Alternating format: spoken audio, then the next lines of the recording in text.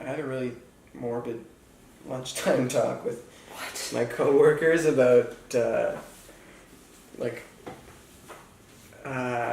carnival fatalities or what's the name of it? Like amusement parks. Okay, so what?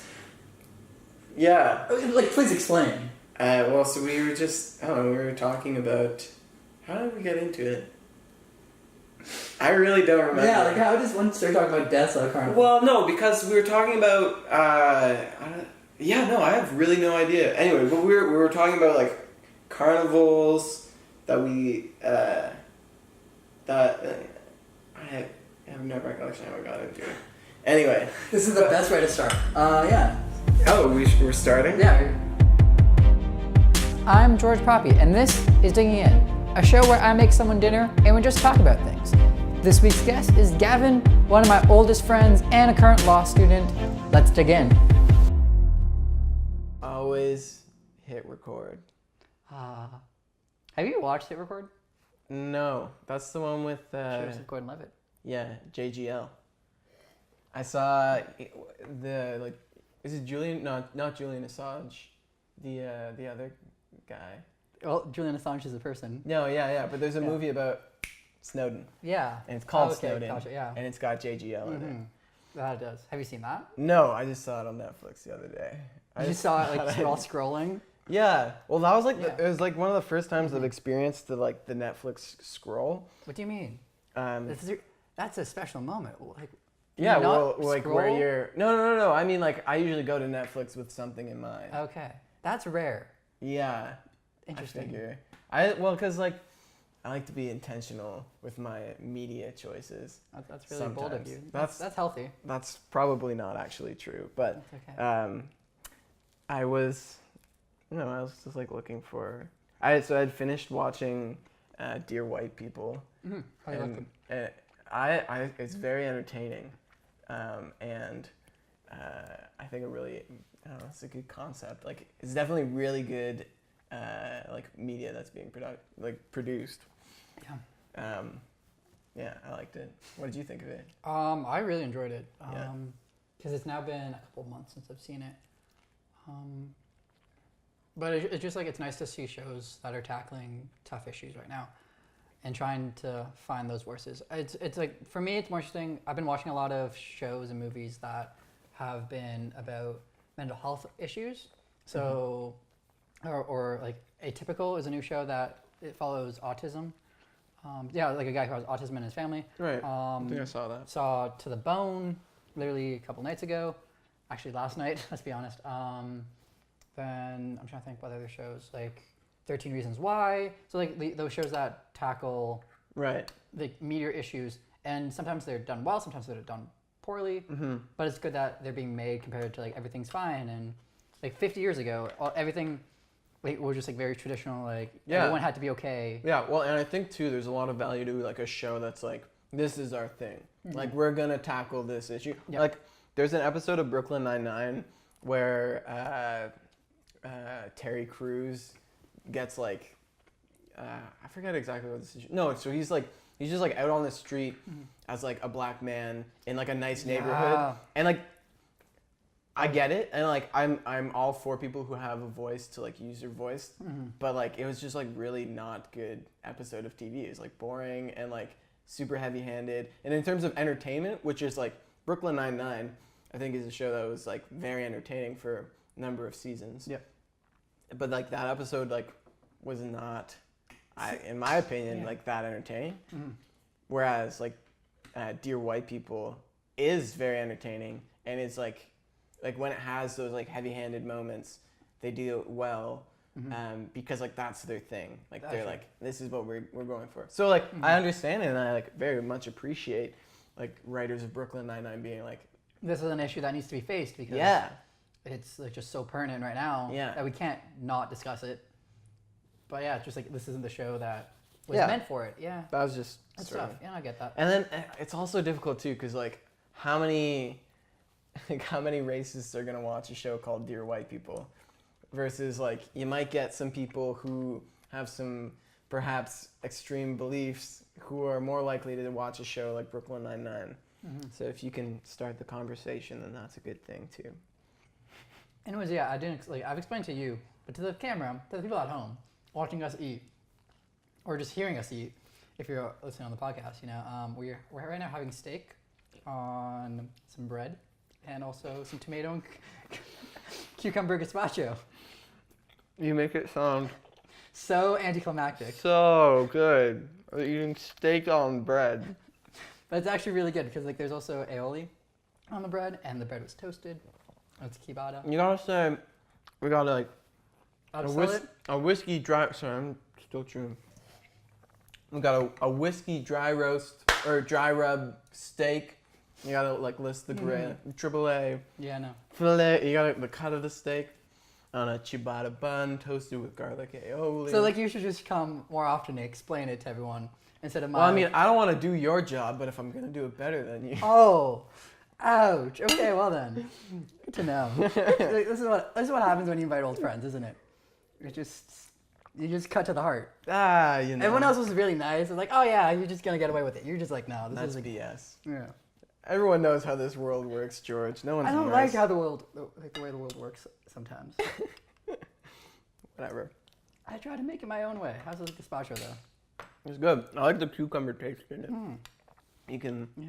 It's interesting because we both weren't the biggest fans of vegetables growing up. No. And now. That's a huge thing. A lot of my coworkers were talking about their kids, not wanting to eat food, and they're like, how do I They're like, I gave them breaded white fish sticks. How can you not like that? It's just a fish. I was like, man, I didn't eat anything as a kid. But you grow up and then you except for PB&J sandwiches. realize, yeah, I eat a lot of that. Still eat a lot of PB&J. It's a good staple. Do you think you're ever gonna get fed up with it? No, I don't think so. When you eat it now, what do you think of? What are your thoughts? So usually I eat a PB&J as a snack or as a utility food that I like. So I'm not usually thinking about it too much. I'm just this is tasty, and I made this really quickly. More often than not, now it's peanut butter and honey. That's nice. I feel like that's a nice step up. Yeah, I don't know.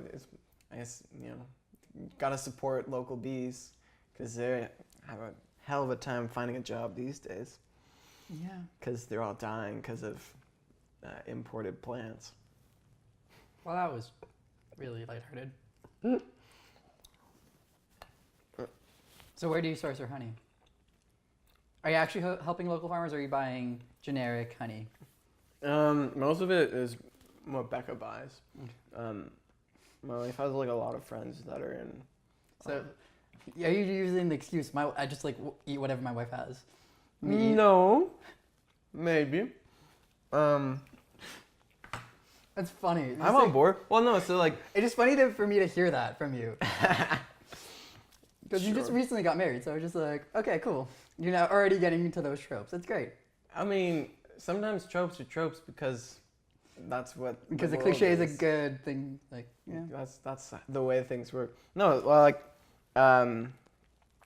we got one of her friends is a beekeeper on a bee farm. So as a wedding gift, we got among some other stuff these jars of there's this dark honey that's been unpasteurized, and then a lighter honey. It's there's a lot of stuff going on, I'm sure. But I don't know. So many pandemics. It's funny that the bees dying is also one. Maybe that's not funny. That's just. It's just kind of sad, yeah. Just not to take a Trump quote, I guess. 'Cause I always feel weird now saying sad. Sad? Yeah, because it's a good word, but now I just feel it's corrupted. Because it feels it's just so simple now, in a way. Yeah, I mean, I hear what you're saying. I would fight against that though, because it's a word that is very useful to use. It's just a word. Language is a tool. Don't let. Don't let individual. Yeah. Well, so that thought is informed. There's this guy Gavin. shoot, I forget his last name. Obviously, his first name being the same name as mine is the only important thing that I retained from his name. But he was like one of the founders of Vice, and is now like got kicked out a while ago. Really? I was just like reading an article about him, but is now like sort of like an alt-right voice, which is like pretty interesting. You know, this guy who started Vice is now on the alt-right spectrum of things. He like founded a little while ago. There was like a bunch of people who went to a protest, like 5 army people who went to a protest in out east in like Nova Scotia or something, and they got in trouble because they were being stupid or something like that. But so they were like members of his crew. Anyway, all that to say, you know, just because his name is Gavin doesn't mean you can't name someone Gavin. You can't name someone after me if you want. Just because there's... Are you trying to hint that I should name someone after you? I'm not. I'm just a guy eating food, man. How are you liking the food? It's good. It's a good gig you got going. Yeah. Yeah. I mean, I don't know if I would endorse... You know, I think the name Adolf is probably ruined forever. Yeah, he also just ruined the Charlie Chaplin mustache. Yeah. Which is, it's a good mustache otherwise. Yeah. But I mean, like, his hairstyle is pretty popular these days. That's weird to think about, yeah. With, like, people who aren't like, National Socialists by any means. Yeah. Well then. So I feel like I just keep on checking the equipment, but yeah. That's your prerogative. This is your show. It is my show. I like that. I like that you decided to do it as like a candid piece where you like just like we're just chatting kind of. Because that's the more interesting thing. It's interesting because like to be fair, the first 2 episodes I feel like were easier to do. Just because like we have way more back history, so I'm like I don't know, I don't want to say things that like no one else will understand in a way. So yeah. That is interesting. Yeah, like earlier said Becca, because you know the name of my wife. Of course. The people. No one else will know, except for like the close friends that we have that hopefully will watch this at some point. If you're not watching this, you're a jerk. Do you want to name people just so like they feel special that they're watching now? Nah.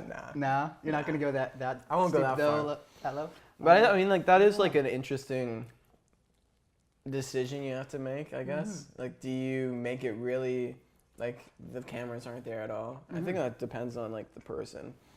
If you're gonna be able to like get candidate, I'm sure there's like a lot of maybe not research, but like I'm sure there's like a course on that in journalism. Oh yeah, like, no, it's well. How do you get people over red light fever? Yeah, well, it's just the fact that like when you're recording, it changes the environment.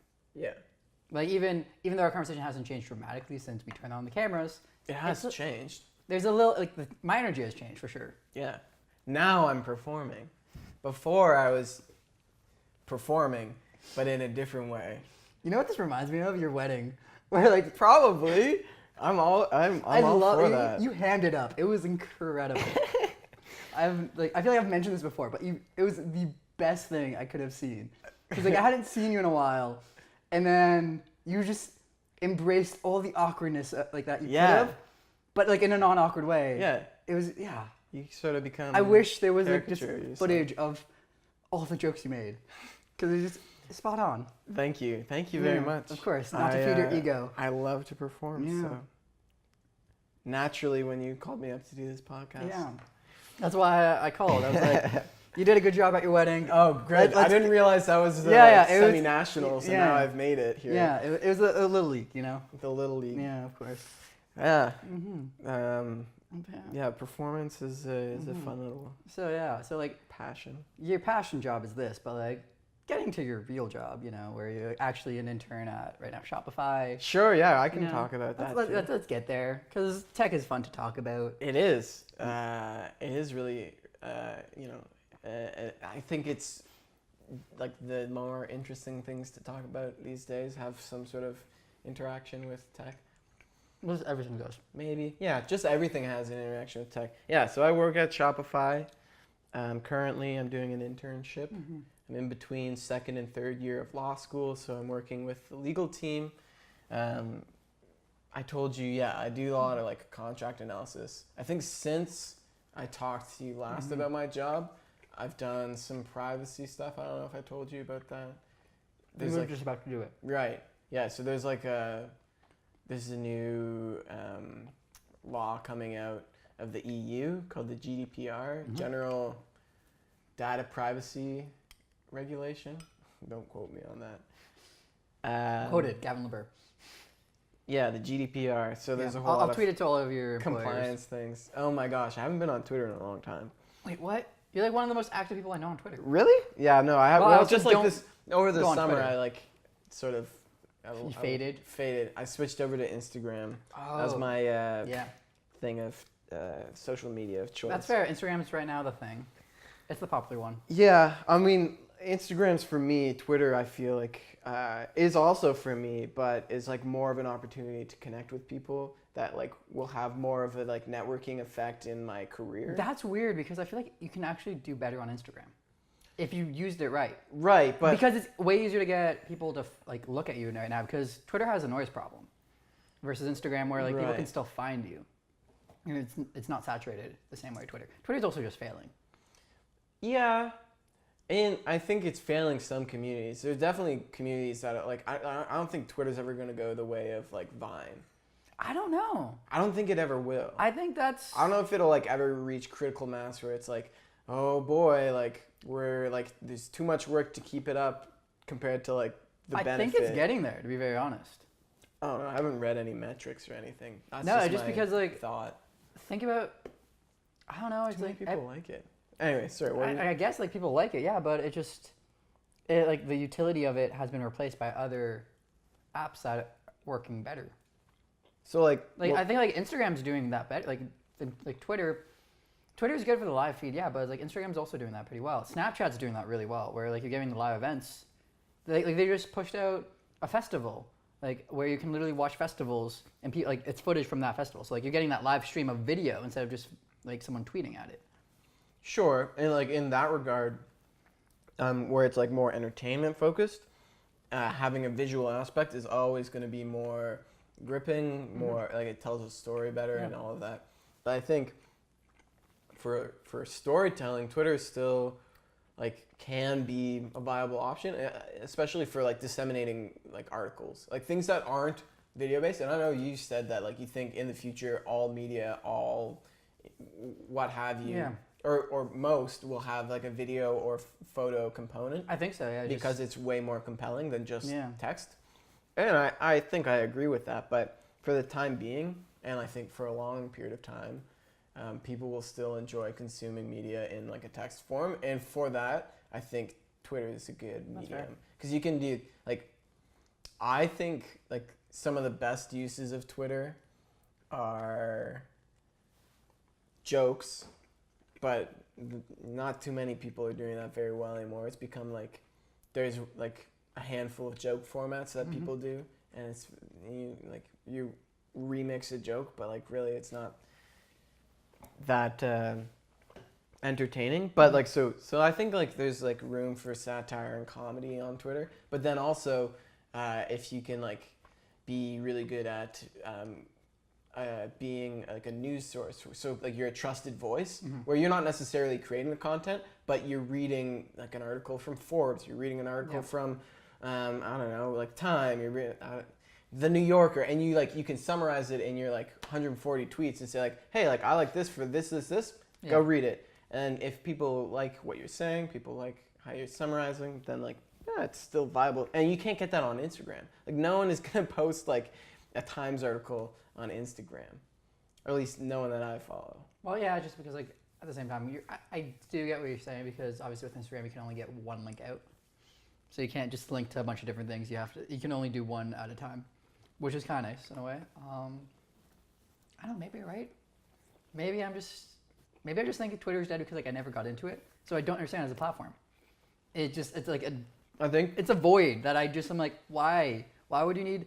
Like it seems like so short, 140 characters. Yeah, it's not a whole lot, but I think. And I'm long-winded, so it sucks for me. I think. I need more than that. I need yeah, like at you're least all 500. about the long form. I am so long format. This Man. podcast is gonna ramble like none other. There's nothing you can do about it. It's what Please I do. stay tuned.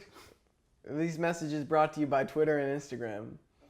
Sign up now, please. We're a dying format. Our promo code is we don't have one. Yeah, not yet. But once there is, you gotta give me some kickback. That's the Your only kickback reason. is food. You got free food. All right, I'll take Yeah. it. And you're gonna show me around Montreal, which is really nice. Yeah. So thank you for that. Yeah, no problem. Anytime. I enjoy that. Yeah. Good food, good friends. That's all you need in life.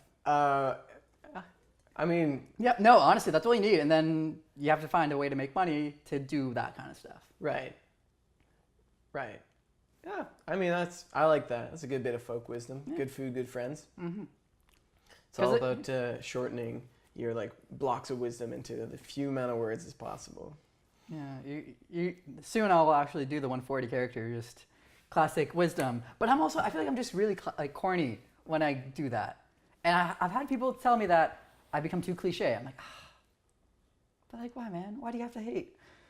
Yeah, I mean, I think there's not to say there's a market for that, but like, yeah, there's like, there's a viability for like corniness if you're doing like, if you're saying like something that is true, like it doesn't really matter if it like feels untrue or not.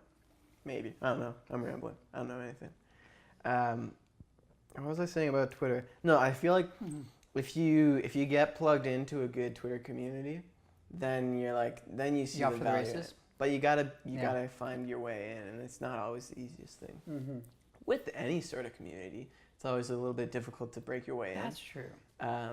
But I mean, like, you've talked to me about the YouTube community that you've become a part of. Yeah, it's been interesting. Because I don't watch YouTube that much, but it's interesting because like I'm a creator on YouTube, and then because of that, I've obviously gotten involved with people that are also YouTube creators because like we have that shared bond of we create content, and everyone's just trying to help each other out, and it's interesting to see like the diverse nature of all the content out there.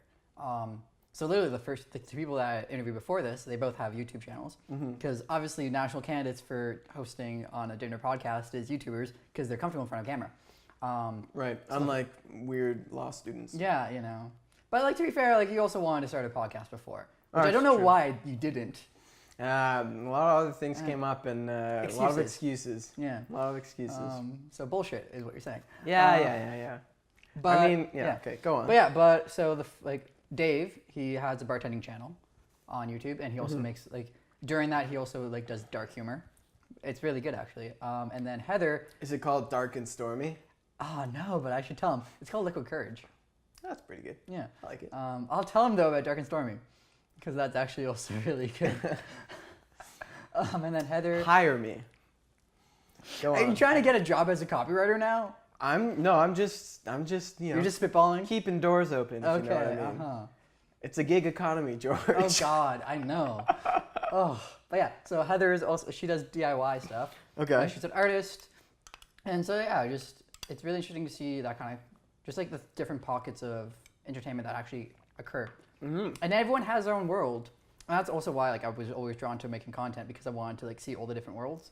Also why I binge watch Netflix and movies and TV and everything I can get my hands on because I got that escapism from every single piece of content and seeing different lives because I was like I don't just want my own boring life, which sounds sad when I put it that way, but it's just I want to know the world.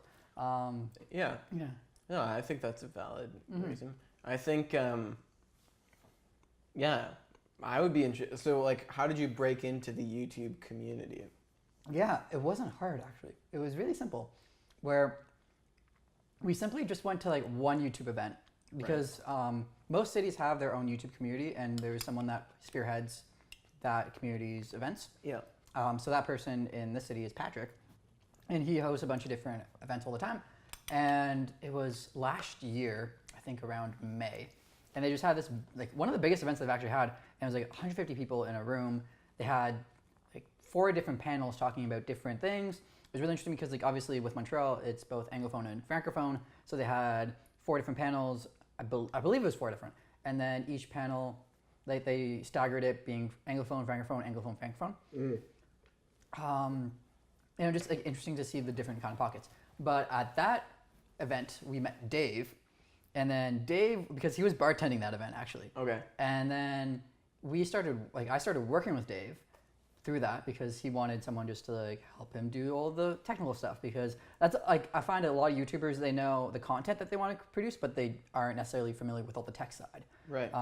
Which is what I really love to kind of understand, you know, the editing, the camera work, like that's the fine part where like I'm really invested in it, because I am not a storyteller, or like I'm not a good one at least. Okay. Yeah, I see what I see what you're saying. In the sense that I'm not a writer. I can't make original content come out naturally every single day. Right. I am more someone that like, I can see a cool idea and then make it better by doing all the fancy technical stuff. Right. That's my value. I think. And I think you're also a pretty good communicator of like saying, this is how we can do that, which is an important element of the intersection of you know, content creation, storytelling, and it's the like technical side, etc. Yeah, it's good to know my place, because like you gotta figure out what you're good at and do that. But there's a great quote. I forget who said it. A very wise man once told me this quote, that vocation is the intersection of your passions and the world's needs. that is very wise, actually. Yeah. Please tell me that like man had like a very long white beard. He didn't. Oh, that would have been too. Sometimes good. he had beard, like a beard, Okay. but not a long white beard. No. Oh. But very wise man. That's another bit of folk wisdom for you. You really like the folk wisdom, right? I now. love folk wisdom. I Like, think. you just like. Is it just anything that has folk in the name you're just drawn to? Because I know you're interested in folk music as well. Folk, like you're still gonna tell me like you're really gonna like interested in like folk stories and then folk clothing. Folk painters. Yeah. I watched this art house movie about Maud, who was a folk painter from out east somewhere. Oh, that's a pretty good movie. Folk paintings. No, I don't know. I think, I do like folk music, folk wisdom. What draws you to folk? What draws me to folk? Yeah. It's the beards, definitely. The beard. Well, to be fair, like you didn't have a beard for a very long time. No, this is like my second beard, I think. Yeah. I shaved before the wedding, You did. and then Your hair was flowing though. It was really good. was long. I feel like it was longer than this. Probably. I cut it pretty short. Not that short. Still pretty long. But pretty Your hair short has at always the been on beginning. point. Thank you. Yeah. Okay, Apart from very the much pink appreciate it. hair. Oh boy. I'm sorry. I didn't think I'd get out of this. I might flash a photo of it. Oh really? Yeah. Well then, there it is. Yeah. There's a link to the photo. Yeah. I mean, to get back to your original question. Okay. Would you like more wine? Folk. Yeah. Please. Yeah. Not to interrupt you getting back to my original question. Hit me up with that wine. With the vino, in vino veritas. Ah. Mm-hmm. There's like a club at my law school called In Vino Veritas. Oh, that's a really good club for law school. Yeah, they drink wine and talk about wine, and donate wine as a prize for Obiter, which is a thing you should come to if you're in London around March or April. Is anyone in London? Yeah. I'm kidding. Like this is. I feel like I am just the worst person when it comes to talking about London. Talking about cities? Not cities. Oh, I'm great at other cities. You know, I will praise New York, Montreal, Boston, San Fran, Vancouver, Toronto. I'm still hesitant about endorsing. What's your hesitation with Toronto? Because for the longest time, I think it was trying to be New York instead of finding its own place. And to be fair, the last time I visited, I did see a different side of Toronto than I've ever seen. You broke into a community? I did break into a couple communities, I think. That's what I'm talking about, baby. Yeah, but I'm still hesitant on it. Yeah, okay. That's fair. I feel like I've not really explored many cities. And because I've been in London for a long time, I've been able to explore London and see the good. Also, for anyone, this is London, Ontario, not London, England. Yeah, London, Ontario, not the other London. It should be mentioned. Yeah. This is the thing. Do you have the same thing where whenever I talk about being from London, I have to say Ontario. I can't just say London. Well, I mean, like there's some satire article from the Westerns, like the Onion Yeah. version, but Western. Mm. I think it's I called feel like every single. the Purple Beet or something like It's that. okay. We had the McTavish radish Yeah. for. So there you go. Anyway, they had some Yeah. article about how we're changing our name from London to London, Ontario. And that Honestly, well, would help. that's the thing. Like you always have to say from London, Ontario. Mm-hmm. I get asked, "Where's your accent?" all the time. I'm like, "Fuck, god damn it." You get asked what your accent is? Yeah, no, well, because if I just say London, they're like, "Where's your accent?" I'm like, Oh, I see. I thought they meant like no. you'd be talking to them and you're like, what's, I cannot place that accent. Are you Greek? How often do you get that? Too often. Really? Like everyone thinks you're Greek? Yeah, everyone. Oh boy. We gotta dig into this wine. We just opened another. Like, I can open the second bottle if you'd like. I mean, I was kind of joking. No, you're not. I don't know. This is that kind of night. I don't know. I'm fine drinking as much as you want to drink. I don't have anything to do tomorrow other than hang out with you. Oh, that's so nice. Hey. I mean, we have plans, obviously, but nothing. It's that also we can't- brunch. That was the first thing of the day, and that can be later in the Brunch can take its time. Yeah, but yeah, everyone, I get Greek all the time. I think it's because I have olive skin, Right. like olive oil glow, the dark curly hair. My name's George. Right. It just like kind of begs for it to be asked, I guess. Yeah.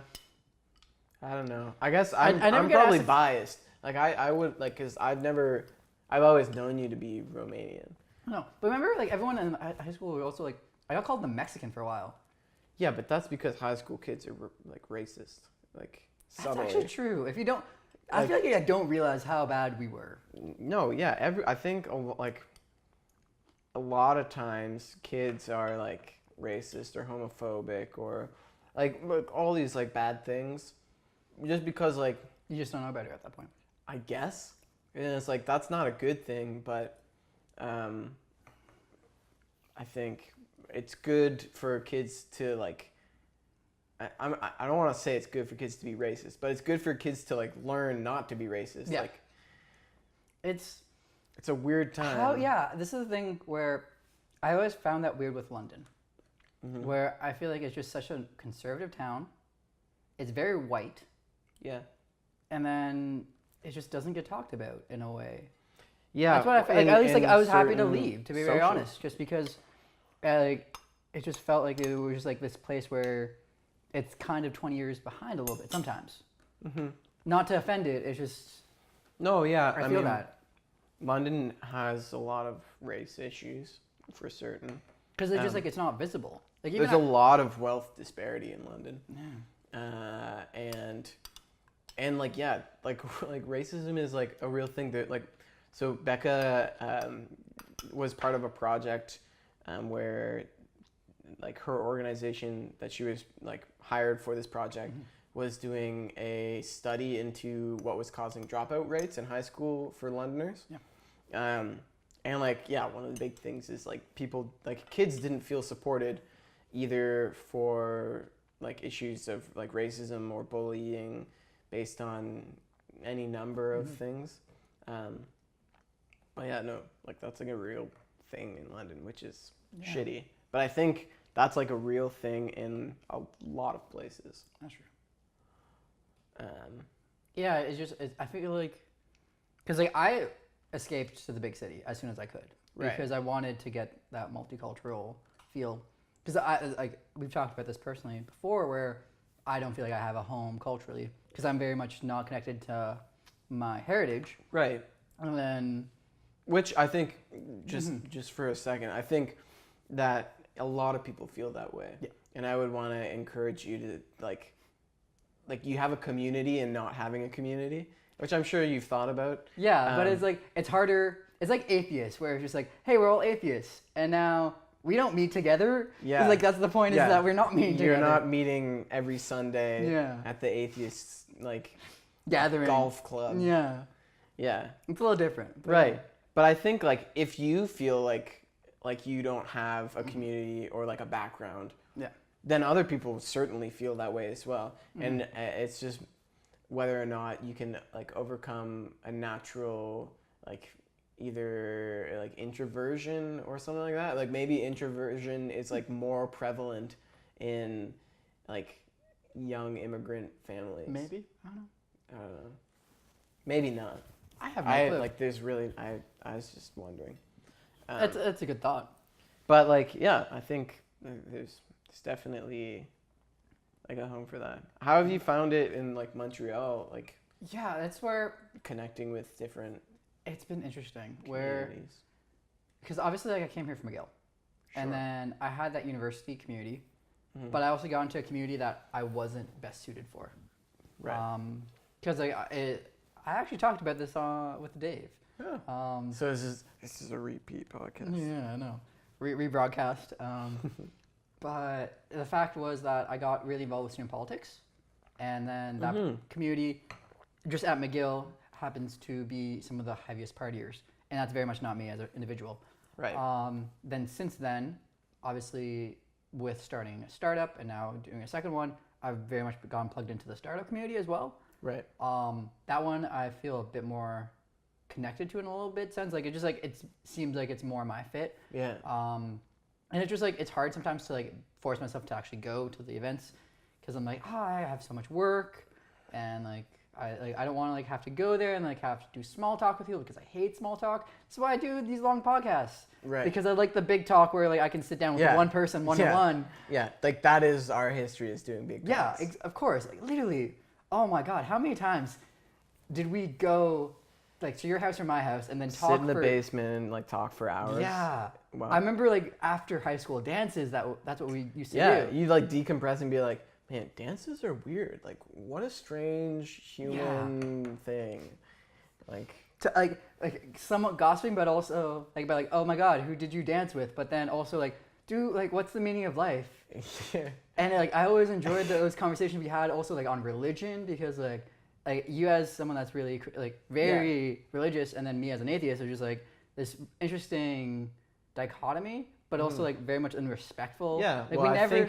I think it's super important to like, and like, yeah. I mean, like the like term super religious has like a certain connotation, which I say this as like that was like the most like complimentary thing I could say because like you are very devoted to your faith, but like in the best way possible. So I would say, and like this is me as an atheist that like I see a lot of religious individuals who just like take things for granted almost, and like they're just like head down on what the Bible says, right. And I think it's really difficult because like for those individuals and communities because they become very insular very quickly. Yep. And I think like diversity of thought is an incredibly important a thing to be integrating in your life, and being involved in communities that are not like you, and like putting yourself out there. It's very difficult, and you know, if you're in London, maybe it's like a lot harder to find. Yeah.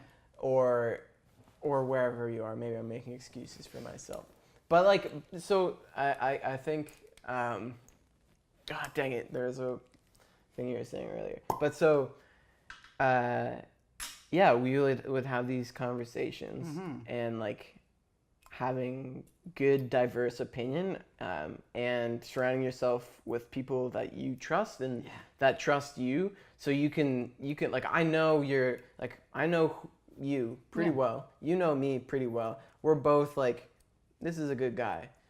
So when we differ in opinion, it's not like it's not a bad thing. It's just like, oh cool, this is like a different opinion that I haven't considered myself, or like and like, I think being able to communicate those differences is like such a huge skill. Like communication is something that so frequently is failed. Like people fail communication all the time.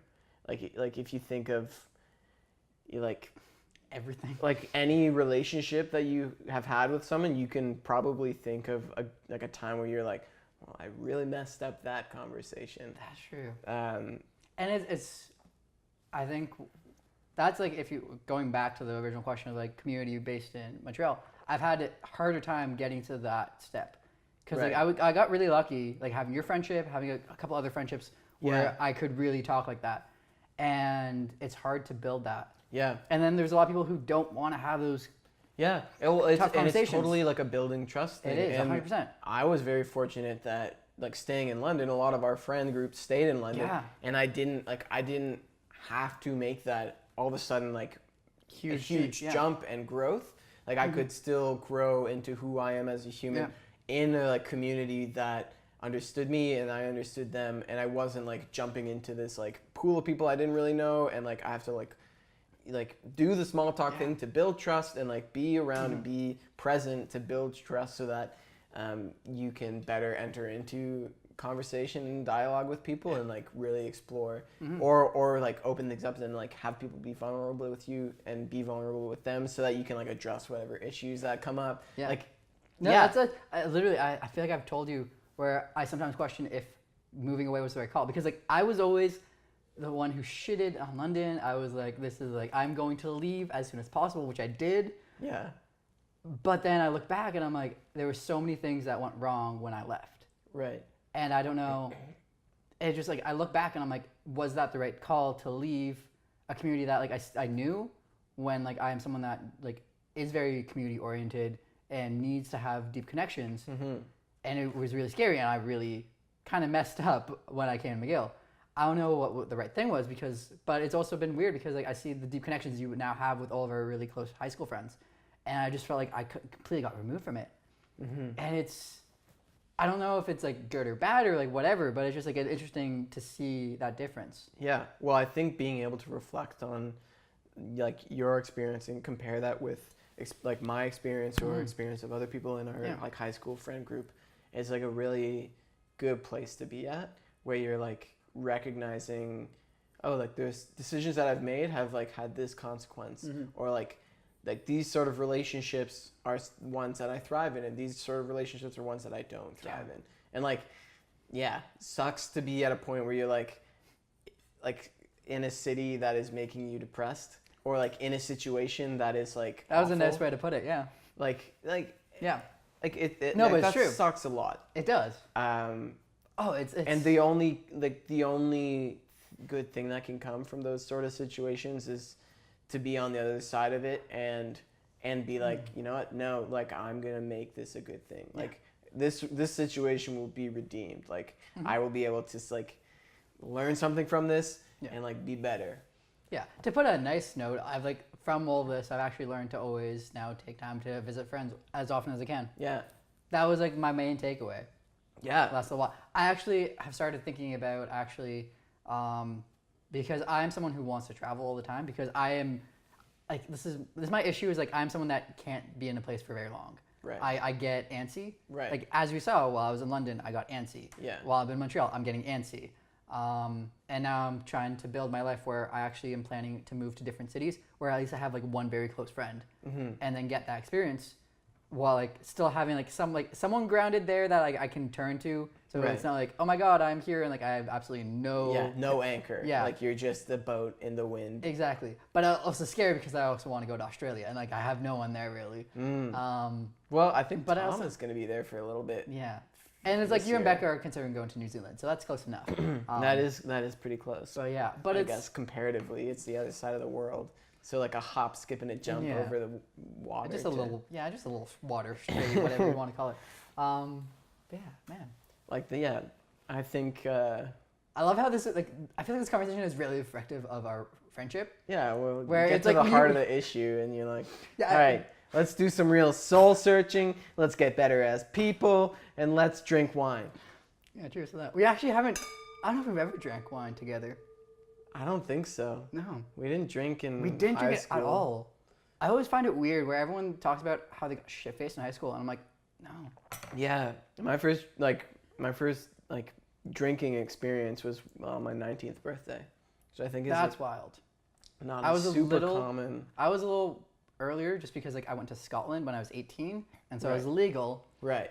And then that was the first time I got really trashed. How was so what happened on your 19th birthday? On my 19th birthday? It's because I wasn't there, so I don't know. No, yeah. So this would have been in second year. Yeah, no. And so in first year I lived with my parents. In second year I moved out with Aaron and Killian. Yeah. buddies from high school, and because Killian came back from McGill actually. Anyway, He made the right call. I should have listened to him because I obviously took an extra year in high school, so he came back and then I just went. Yeah. Should have really learned. I should have talked to him way more than I did. Yeah, reach out to your connections. Yeah. If you have people who have had similar experiences, go talk to them. Pause the podcast. Go talk to them. Honestly, though, Ask them for help. Yeah, that is my main takeaway from the last couple of years. Yeah. It's just like don't be afraid to like ask people for advice and help all the Yeah. time. And like because like I got into that delusion of man, you need to do everything by yourself because like how else can you prove yourself? Like fuck that. Yeah. Use everyone. Don't do the work. Let someone else do the work for you. Someone invented the wheel. Like you don't have to start again. Oh man, but I do that all the time. I'm like, man, I need to build the wheel. Yeah, well that's like a natural inclination I Yeah. think for someone who is like a bit of a self-starter, someone who knows what they want. Yeah. Or think Well, they it's know also what they want. Montessori.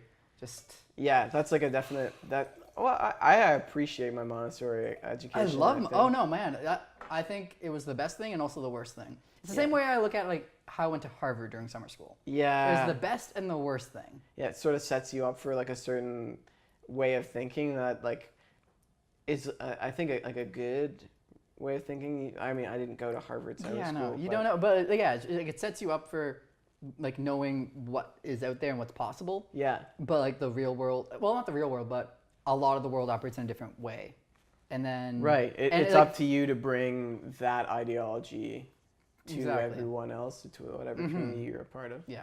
And then like me as an optimist, I'm like, this should be the thing that's just standard instead of realizing that like this is just the way the world works most of the time, and then trying to be like, okay, well we can fix this like in this incremental ways. Right.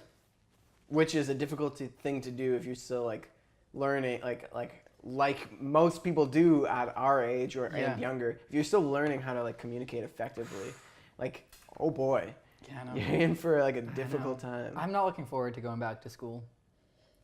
I think you gotta have a good perspective on it. Like I think. Well, no, like for me, it's like I look at it as a job, because like it's, Yeah, I'm which doing is it a for my great parents. perspective. That's a great perspective. It's better because like I was doing it for myself, and like I can't do it for myself anymore. No. Yeah, so I think treating it like a job is like a really good idea, and you should practice being a good employee. He's saying this because I literally said that I would be the worst like employee ever. Why you have to be an entrepreneur because you'd be a Yeah. bad employee. Well, I mean, like it's a good thought experiment because it's It like is. you've got a definite end date. It's nice. If you treat it like a job and you like Yeah. practice like. So what would it look like? Like, I know you don't, like, you're not committing to anything. I know you're not, like, I'm, like, signing away my entrepreneurship license. Mm-hmm. Just try and, like, There's no have that mental entrepreneur, like- experiment of, like, okay, like, so what is it like to be an employee where this is my job? Like, maybe, like, my prof is one of my bosses, and Yeah. I have to do I just have reports to for do them, what they like- want. I know. Yeah, but it's also like, how do you actualize and ask them for help where you need it? Or if you have ideas, be like, go to them and be like, hey, like, I know you said this is the assignment, but I've got this really great idea. I think it's like similar and Yeah.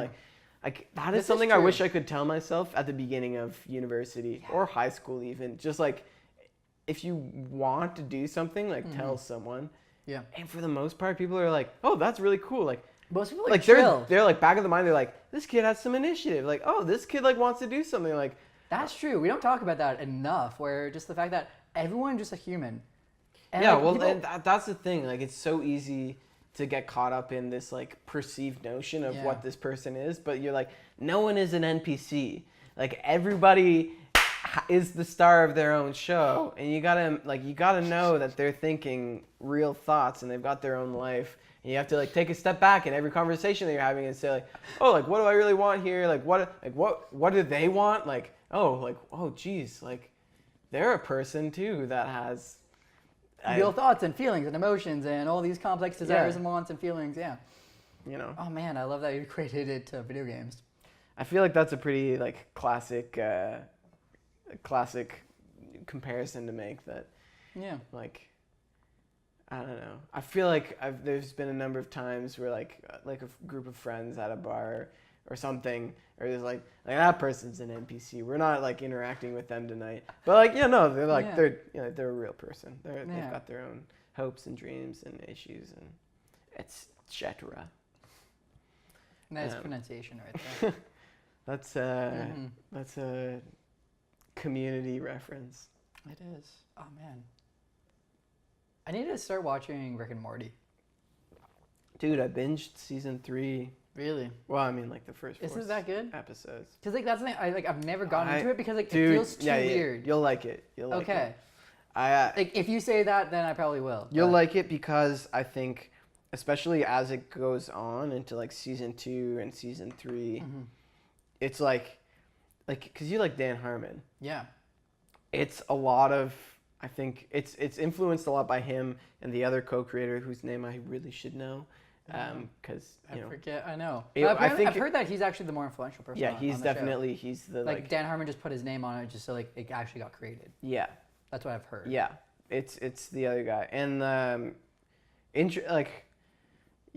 mean, go find it on YouTube. There's like many videos about how Gravity Falls and Rick and Morty are in the same universe. I like comics or what are they called again? The ones with the moving animations. The cinematic universes? No. Like, what do you mean? Making a joke about animated TV shows. Cartoons? Cartoons. I was saying comics. Comics are on paper. Cartoons are. I got my media mixed up. It's okay. We've been through a ball and a half at this point. Yeah, but I always mess up that kind of stuff. Anyway, that's a fun thing. No, but you should watch Rick and Morty. It's funny. Okay. It's funny and it's also a psychological sort of like. Like I started watching the first episode. Into, yeah. And then I just ran out of time because I had to do other work because like how I work, Tell me about your work process. My work process, man, I am a procrastinator. So good. I watch so much content still. It's great. Most of the things I actually like when I can't focus on something, I will open up Netflix or YouTube. And then watch something. If it's Netflix, sometimes I'll watch it at regular speed, but most things I'll watch it like 1.5, 1.7, 2 times the speed to get more content in.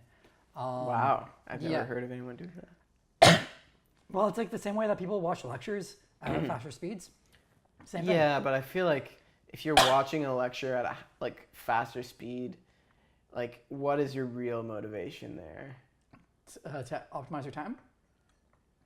All right, that's fair. No, it's because like for me, it's depending on what it is. Like some things that are really cinematic, I'll watch it at the true speed because it's worth watching. So Game of Thrones, I'll watch it at the normal pace because like it was meant to be watched like that. But things like Philip DeFranco, or The Daily Show, where it's literally just about the content. Right. I'll watch it at faster speed because it's. Like to be able to engage with it, I find it better to watch it at faster speed so I can get more of it, so I can understand the process that they're pulling out of it. But it's also been it's been good on that front to recognize that I need to watch content because that's actually what keeps me sane. Because that's actually why I got into being creative. Right, because you saw the benefit of having that content in your life. Exactly, yeah, because I love that escapism, and if I just start to everyone talks about how there's an idea out there that at some point in your life, you really shouldn't be consuming that much content because you've consumed enough that we've talked about now you're supposed to create. But man, it's just that seems really sad to me. Where it's just no, I don't think you should ever stop consuming content. Yeah. I think there should be a good balance between consuming and producing content.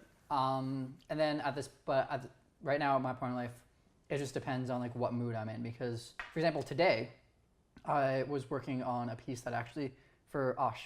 Because we actually did an exchange of skills where he gave me a song and I was gonna do the video for his new song that he just released. He's gonna release on August 25th. So before this podcast. Check it out. Yeah, check it out. But what's his name again? DJ. Well, he's actually Osh Mehta. Osh Mehta. Yeah. He's just self-titled. Self-titled. It's pretty nice. No fake names. No fake names. It's kind of nice. I enjoy it. Yeah. His logo is pretty nice. But at the same time, I've heard someone who's very close to him at this present moment say that the logo should be more centered his name. Ooh, yeah, that's gossip. some hot goss right there. Yeah, I know. Juice. Give me the juicy The goss. juice. No. Anyways, so like I literally just like I started working on it, and then like I went and saw Dunkirk. All right. That was yesterday, and then today I was like, okay, now I know what to do, and then I just like kind of worked on it for a couple hours, because like it just like it has that moment of like I know when my creativity is at its peak, and then when it's not. Yeah. And I'm not trying to force it. No, yeah. You definitely got to figure out like when you're most effective at your job and like when you're not. And like, but it's hard because like it's also a lot of people. I have worked with individuals. Yeah.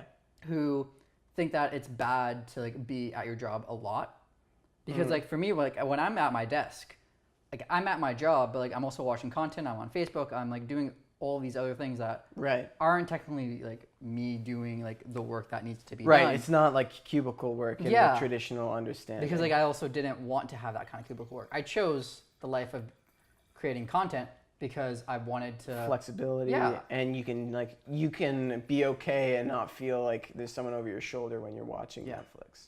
That makes sense.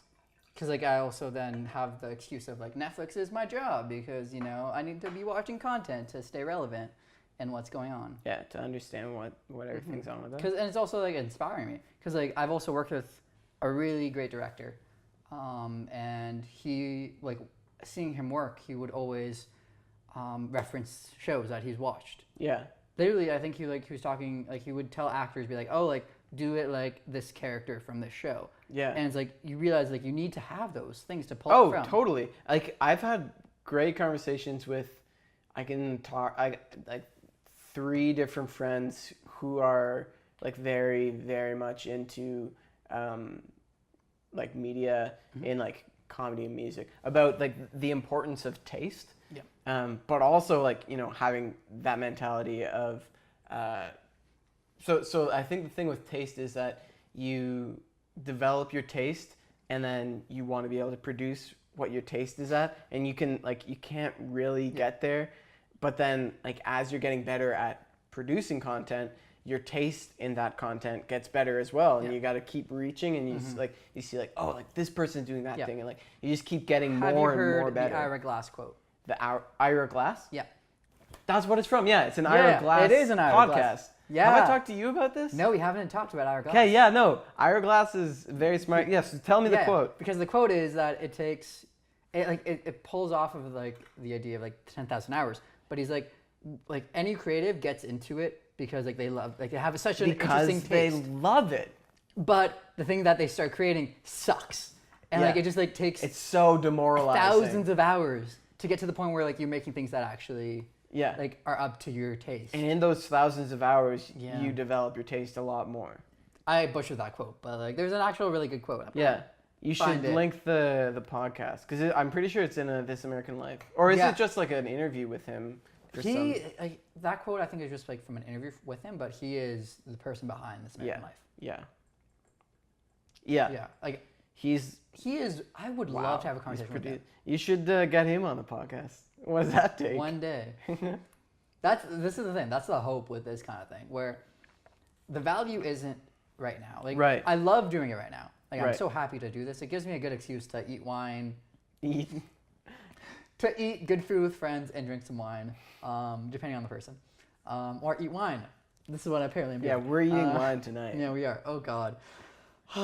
This is what happens when Gavin visits. But this is the first time you visit. This is my first time in Montreal. But so one day you're gonna. One day, the point of this podcast is that I want to see it over the next 20 years of my life.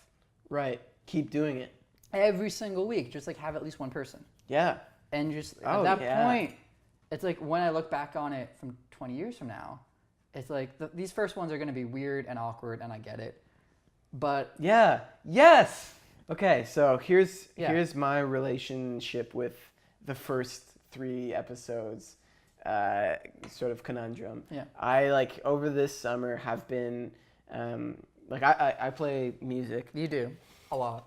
You're a musical. You had a band for a little while. That's true, I did. Sometimes I forget that. I know. Shout outs to Sam and Joel, my buddies from Apollo. Oh no, I was talking about like. Oh, way back when. Way back when. In Montreal or Montessori. Montessori days. What was the name of our band? I don't even know. Something to do with gravity or G. Was it Epsilon? Epsilon! That's right. A Greek letter. Of course, my Greek. fascination with classics started right. from an early age. I was thinking about that the other day because I was listening to John Mayer for the first time, Continuum. Freaking great pop album. Like, I mean, yeah. I thought about it because I had listened to a podcast interview. Mark Maron interviewed Mac DeMarco. Mac DeMarco was talking about guitar guys. They're both like guitar people. Yeah. So they were talking about that, and he was talking about Steely Dan, and then they were chatting a little bit about how like John Mayer like made his money being the pop guy, but now it's just like he's a guitar guy at heart. Like if you've seen any of like the live videos of John Mayer like shredding, he's incredible. Anyway, so for the first time I listened to John Mayer really, and I was reminded that in grade 7, Epsilon, featuring George on vocals and Gavin on drums, played Waiting on the World to Change from the 2006 release Continuum by John Mayer. I think it's 2006. Pretty sure. Man, that's bad. I feel like there's a video still out there on YouTube. Oh, there's definitely. Of our first song. What was Queen Bee? Yeah. Oh, yeah. Oh boy. Anyway. It's really bad. Oh my God. So let's talk about embarrassing content. Yeah, I know. Like in terms of, but like that's the thing. You got to do it. Like Michael Wynot has this. He was talking to Aaron, and then I talked to Aaron consequently. Mike was saying that like a joke doesn't exist without an audience. Yep. A joke doesn't exist without, and that's true of any media. Like a podcast doesn't exist if it's not published. A song doesn't exist if you can't listen to it somewhere. So my relationship with the with the three first episodes this summer, I've been sort of experimenting with just making constrained music because I think there's a lot to be understood in like, when you constrain yourself, it opens up a lot of streams to be creative through. If you're constrained, you can be creative. Like tons of other people have said that. I'm not original in that. It's okay. Honestly, but if also, we take Relient K, it's all been said and done before. Oh, it's all been said and done before. I've written songs about that. Honestly, yeah, but it's true. It's just the fact that I think as anyone that's trying to be creative, nothing new under the sun. Some Bible truth for you. Ecclesiastes somewhere. Thanks. King Solomon. I should know more Bible trivia. Anyway. It's like but it's true. It's all like been the done fact before. that That shouldn't deter you from doing it. No, because like that's the point is that it's like looking at doing a PhD. When you look at the spectrum of knowledge, doing a PhD, you're just like pushing knowledge just like by like one a little bit, spike. just like that little tiny spike, and that's all you're doing with any kind of creative content. Because I know like I get in that trap where I'm like, man, I need to like create this new artistic whole like gigantic new movement. It's like nah, just like if you can connect to a handful of people, then those handful of people's lives are more like they are enhanced. They are being engaged with you, and they can explore who they are. Like that's it. That's honestly all that matters at this point. Yeah. So to go back to what I was saying before, like because we go all over the place all the time. Yeah, that's the way conversations work, George. Over this summer that was really that was aggressive. I was hamming it up for the microphone. You were performing as we knew. Jeez. Yeah. That's great. I love it. So this summer, I restricted myself to making music just with synthesizer and sampled drums, doing drum machine stuff, which I hated. There was a long time where I was sampled drums, I don't like it because there's so much that goes in. I've played drums for a long time, and there's so much nuance to even different volume of every hit, and it's super hard to do when you're programming because you got like just so many different levels. And I was like, I could just play this and it would take the 3 minutes of the song, or I like program it and it takes a lot longer. Weeks, months. Anyway, so I restricted myself to that, sort of as like I had a bunch of ideas that I wanted to put to record, and then also as an opportunity to like learn how to produce music better. But I promised myself that at the end of the summer I would put it all out, like on Bandcamp and share it with people, because like I've like made music for a while now and I've never like released stuff because I'm aware that this is not quality content yet. But I mean, there are definitely songs that I've been proud of to like finish and like look back on and listen to and be like, oh, like I really like that. Like I did this and this and this, and like that's really cool, and this and this and this. And I've always sort of told myself like production quality isn't like my thing. Like if I ever like want to really make something sound good, I'll hire someone who knows what they're doing. I'm just doing the creative content of like writing the song and like recording the stems, and then someone like, because mixing and mastering is like it's an art. And well, there's a reason why there's like Lander, which is a company that now does automated mastering. Yeah, I saw that, which is, I mean, it's nuts. I haven't looked into it too much, but depends on the person. I would trust it. I would trust, like, some people love it, some people hate it. Depends who you are. Yeah, and like I've got a friend who knows, like, is in the industry and knows a lot of people in the industry who like that, like, of course, it's like their job, and like they like really know what they're doing. It's always nuts when you realize the industry is so small. It's such a like once you get to industry, know, it's just like it's just once you like break in, you have to have like a scene guru or like a scene Sherpa. Like you got to connect to someone who's like outgoing enough that they're like, here's an outsider, let's bring them in. And then you like connect with them and they like show you the scene and they introduce you to the people, and then you're good to go. And it's, you have to be like dedicated to figuring that out for it to work. But, no, like literally that's what I'm planning on trying to do with film. I haven't told you, but like I'm planning on like going to a bunch of festivals this year. Oh, cool. So like, I want to go to Adobe Max, which is the Adobe conference they have annually, Las Vegas. Why not? Do it up. Yeah. As an aside, I love that like we're at a point where Las Vegas is just like a place you can go for like a week or a weekend. And it's just like, if you like can pay enough money, you can go anywhere. Well, I'm honestly going to do a hostel, so next to nothing. Yeah. And then I'm just there for the conference, and I'm also going to get a student ticket. Because that's the thing. Right now, I have my last year of being able to get student prices, so they're dirt cheap. Yeah, I got a student price on the way over here with a Greyhound. Look at that. Shout outs to... Greyhound? Greyhound. But yeah, so that, I want to go to Sundance.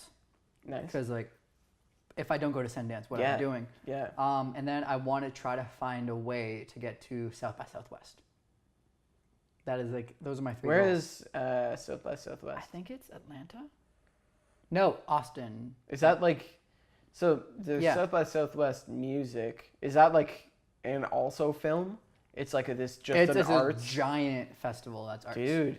Yeah. Let me know if... Okay, we'll talk about it. And then the other festival that I'm for sure going to is Buffer in Toronto. Yeah. Which is a YouTube festival. Cool. Yeah. That's great. Like I went last year. It was great. It was really cool going to that festival. I think that actually is the thing that convinced me that YouTube is such a cool thing. Yeah.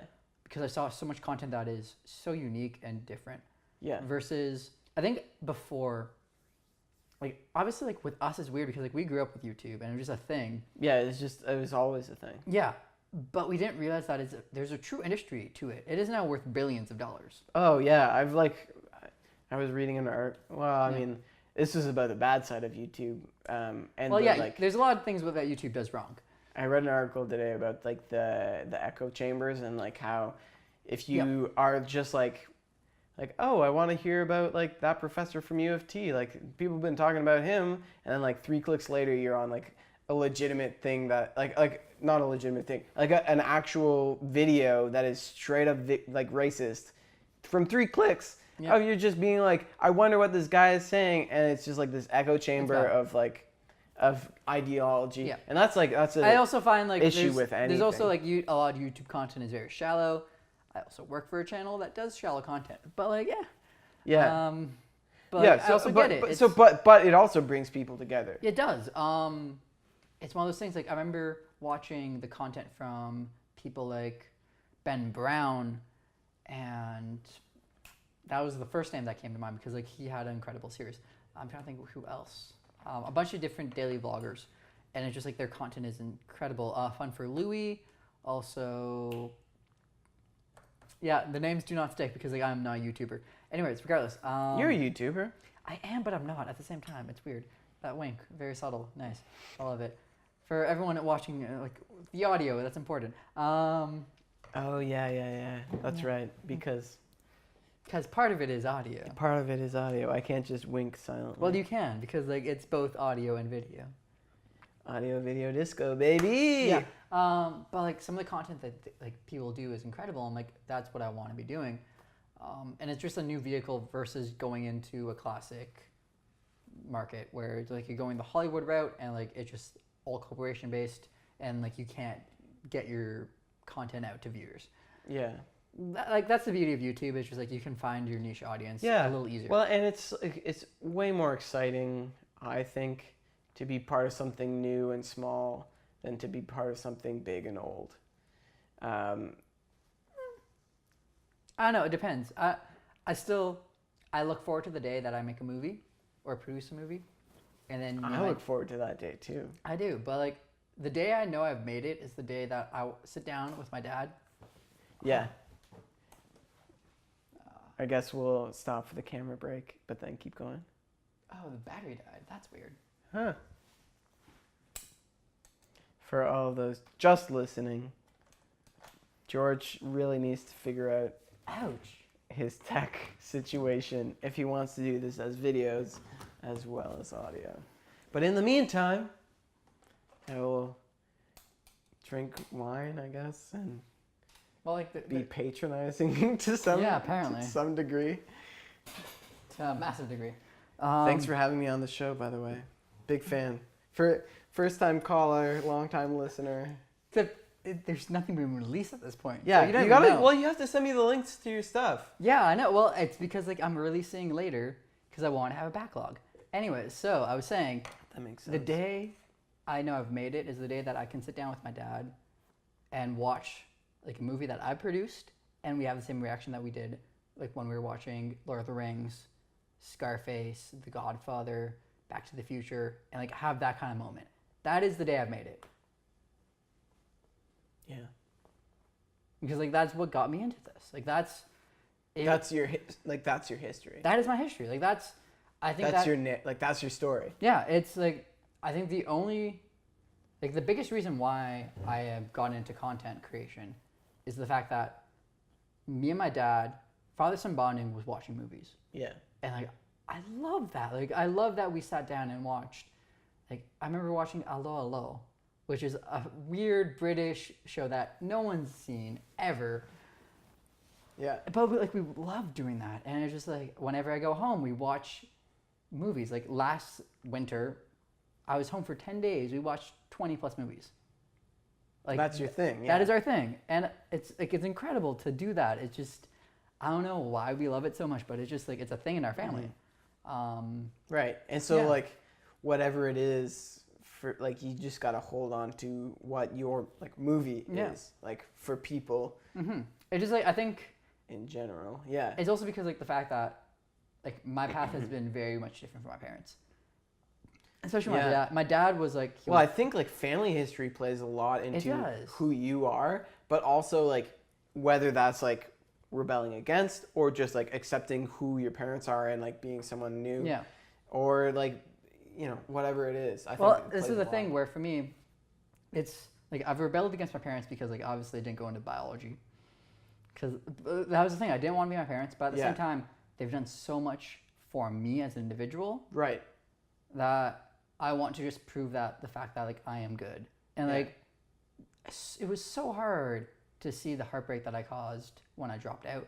Right. and like taking a path that like is very unconventional, because like it's one of those things like both my parents are like they love me to death, and like my mom especially like supported me like doing everything that like I needed to on windy path. Yeah. But like compared to my dad, who did a very straightforward path, and like he always did the easiest path, I always took the hardest path, always. Like Right. you know me, I have never done something easy. No. I've made it difficult for myself at every single possibility. Right. And it's just the fact that like I think I'm going to feel like I can show them that everything's fine. The moment where like I can show something that like me and my dad cherish so much, Right. like this is what I've made. I've made it. Like that. I think that's literally what it is. And I've never said this so succinctly. Yeah. Sometimes you gotta have the conversation to like Yeah. really figure it out. Also 2 bottles of wine deep, but you know, Nothing wrong with that. nothing wrong with that. Yeah, I think a lot of life like stems. Oh wow, we are getting really into We've 2 got it. bottles of wine. I don't know if you want to keep this content rolling, but No, like I love this. Like I think this is the reason I want to film. Because I don't want to do shallow content. I've never. no, wanted yeah. that. I think yeah. I think a lot of life is like, and we've said like we both think that like nurture has a lot to play into life as opposed to nature. But obviously, like a lot of your nurture is your parents and like your family. If you're fortunate enough to have a family kind of surround support. you Yeah. during your formative years. Mm-hmm. Like the people around you in your formative years are very influential on you. Yeah, so I think like, yeah, it's obvious to me that it makes sense to me that something for you, like a life aspiration for you, is like creating content that you and your father can like sit together and watch and have the same the same reaction as these other great experiences in your past, and to be able to say like, hey, I've made something in my life and I want to impart that to you so that you can see like I really appreciate all the things that you've done for me. Well, that's the thing. It's also for me as the first generation Canadian. Like, I always have that challenge where like my dad did so well. Yeah. And it's like, yeah, you have like your family story is like incredible. Yeah. I heard it fully for the first time, which I didn't realize like it took a very long time. Yeah, well, because I mean we were kids. We were talking about. Yeah. We were figuring out other things in our lives, but yeah. So I heard your family story for the first time in not that long ago, and was blown away. Yeah, and it's just like for me, as a first generation Canadian, it's the fact that my parents were so successful that they don't say this themselves, and like they will say like they never put the pressure on me, but I feel the pressure of like I need to do better. Right. Because they gave me every single opportunity. I'm an only child. They put every single dollar and cent into me. Right. If I do not succeed, like what it's have a I failure done? for It's a them. failure. Yeah, it's a failure on them. It's a failure on me because like, how could I do that? Like, how can I not be successful after two parents that like went through hell and back? Yeah. Like And your perspective is like you've been given this gift that is so weighty. Like the people giving this to you have sacrificed so much and worked so hard, and so much like blood, sweat, tears, effort has gone into this gift that you've been given. So like you can't squander it. No. Kind of. And like it's also like the only child syndrome where it's just like if I fuck up, there's no backup. Yeah. I don't have a little sister or brother to be like, well, you got to pick the slack now. No, that's not a thing. Right. Right. So that's that's it's a hard. lot of It's pressure, and you know like can also be a lot of pressure from like externally if people see that as like a privilege that you've been given, that like. I have an issue with that a lot of times. I feel like I've talked to you about this, but like the amount of times like it's weird because like the more I've grown up, the more we had money. Right. And like when I came to university, a lot of people see me as this like very well-off individual. Right. And it just like it just like guts me, where the fact that like I spend money differently than a lot of people because like I spend the money that I have because like I am given a a monthly allowance. Like I spend within that amount. And then I'm just like seen as this person that has money and just like throws it away regardless. I'm like, it's just like, it just guts me. Because like, I remember like when we didn't have money, like I remember being in elementary school, like grade 1, 2, and like we went to a very well-off school. No, yeah, we it was a private school. Yeah, and we like went to everyone like had a money. Montessori And then, school. Like it's a private school. Yeah. And I remember like we came back from Christmas and everyone got asked like what were you happy to get for Christmas, and I said like a bed frame, because like I didn't have a bed frame. Like I remember literally sleeping on the mattress of my parents when I was a kid. Like it was just like literally 2 mattresses on the floor. That's what we had. And it's tough when people like say like, oh, like you just are like this like upper middle class individual, like you don't know anything, like you don't know the hardships, like you don't know how to deal with money. I'm like, fuck you a little bit, because I'm like, I'm sorry. I am sorry that like I am like I've taken the opportunity that I've given and I'm going to do it to the maximum. Right. You've been given the opportunity by your parents to be a content creator or to be like a producer, like, and so like, what are you supposed to do with that? No, I'm like, I'm sorry, like I'm like, it's like, do I need to like be taking like a shitty ass job just to prove myself as like cred that like I know how to work hard? I'm like, I'm sorry. It's just like it really grinds on me, because like it feels like when I hear that criticism, like I understand like it's frustration because like some people don't have it ever, and like I get it.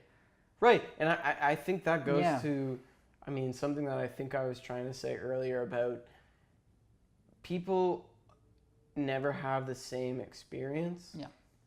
So like you're always interacting and hopefully interacting with people who have very different experiences than you. Mm-hmm. Like your background should be very different from the background of all the people in your, and also should like, so you should have, I think you should have a community of people that have similar backgrounds to you, and then you should also be integrated into communities that have different backgrounds than you. Yep. It's hard to breach that where you can't like communicate the fact that like we're all here together, like you and someone who hasn't had the gifts that your parents have given you are like equally suited to work together. Yeah. It's hard to communicate that experience because you don't have, or to communicate that ability to work together because you don't have that common experience. I think humans are really good at working with people who have common experiences. And like we'll trend toward working with people who have common experience. We get the isolated community feeling. Yeah, right? And that's that. And echo we've seen chamber. that every time, and there's all so the time. there's so much benefit to be had by integrating people who don't have the same experience. But it's a huge barrier to entry to say like, I don't have the same experience as you, and like we're gonna have to communicate to get through that. I think, but it's difficult. Yeah, to bring. And it not back. everyone, and it has like it. Sorry, just one more point. It has an upfront cost that not everyone is ready to pay. Yeah, and I think to bring it back even more, I think that's also why like I've for a very long time didn't feel that community sense, because like my story is more unique than a lot of individuals, and I can't find that easy community, and so I feel that pushback because there's so few people that can understand the full story that I've gone through, because like right. Oh, well, so I would say like your story is unique, and I think everyone's story is unique. Like I know what you're saying. No, but it's true. I know what you're saying, but like you are in a place where you feel like people don't understand you, and like you have a story that is unique, especially in the communities that you've become a part of. Yep. And I think other people perhaps don't feel that same way. So when you got into student politics at McGill, you felt like you were someone with a unique background and a unique perspective where like you weren't the person who wanted to party a lot, and everyone else was like bonding and connecting because they had this commonality, and you felt like the odd sheep out. But like everyone is like no one has the exact same story, and whether or not they can find that like I like to party thing, and that is in common with the community that they're engaging in, there's going to be difference. Like no one is the same person. Thankfully. That is the beauty of humanity. And so being able to communicate that, like, hey, I recognize you're different from me. Yeah. But that doesn't mean we have to like not work together, or like that doesn't mean that we can't work together. That doesn't mean that we can't figure out a way to like find like a middle between our two shared experience. Like you have an experience, I have an experience, but when we combine them, they're better. Like I think being able to communicate, and it's very easy for people to get hurt in communities where they feel like they're the odd one out. And like that's totally legit. Like that happens all the time. Yeah. But being able to learn from that, yeah. So go take a bigger like look at everything. I think that's what the modern world is really facing right now. Yeah, definitely. It's just the fact that like we have issues seeing other people's perspective. Yeah, it's constantly division. Like it's the other, like left and right, or white and black, or like it's constantly all the time. We get that perspective where like you see the differences all the time. It's like we forget the commonality, whereas like everyone's a human. Yeah, which is and like I'm very cognizant of the fact that it's easier for me to say than for someone to say who has had a more difficult experience than I. Of course, 100%. And it's like this is like for both of us where like we have a lot of privilege. Yeah, well, it's trying to open up the conversation for anyone that like feels like they don't have that privilege. And right, I think the best thing that the only thing that you can do is be willing to like listen to people and have dialogue with people and like work with people who you have like relationship with, like and invest in, like don't be like so self-involving where, and it's the fact like of trying to expand like the perspective that you have, exactly, because like it's also like the issue I've seen, well, it's network based, and I think that is like a big issue that I don't understand is like how to go forward, where I see the best perspective to have is to be open to hearing others' perspectives. So like I want to be someone who is malleable in a conversation, where if I come in contact with someone who has a different experience than I come in contact, oh my God, if I talk to someone and have a relationship with someone who has a very vastly different experience than I want to be able to be changed by that person. Yep. And I don't want to have like power over that relationship, but I feel like perspectives that like people who have the perspective that they need to have the hegemonic power, like they need to drive the culture, they'll take advantage of people who are saying, I want everyone to influence me and I want to influence everyone. And they won't be influenced, but they will influence. And it's this weird flaw in human nature where there are some humans where like historically to be good at being a human, you have to conquer, right? Like you gotta keep expanding. Like you gotta get better. You need to 10x your growth. You need to keep growing. Like, you need to keep getting money, and no matter how big you are, you gotta keep getting 2 times more money than you did before. But that means stomping on people who don't have, and people who have that drive, which is like an evolutionarily good trait, keeps you from dying, wanting to have more kind of thing. That thing steps on people who are willing to have less so that everyone can have more. Yeah. So how do we get humanity as a whole to say hey, take a step back. I know it's going to be really difficult, but you got to trust that giving up what you have is good for everyone and it's good for you. But how is that good? If someone has $1 billion, how are you going to convince them that giving up their wealth is actually good for them? Mm-hmm. I don't know. That's a very difficult conundrum. How are you going to convince someone in the 1% that no, they aren't better at managing the money? Even if they're 1%, that is like giving to charities and like Yeah. like a Bill Gates or something like that. Zuckerberg, You could name Jeff all like, Bezos, whatever. yeah, Jeff Bezos. Is it Bezos or Bezos? I say Bezos. Elon Musk. Like all of these like, you know, huge entities. Like All how do you technocrats. convince them that like I know you're really smart. I know you're really good at business. I know you're really good at handling your money.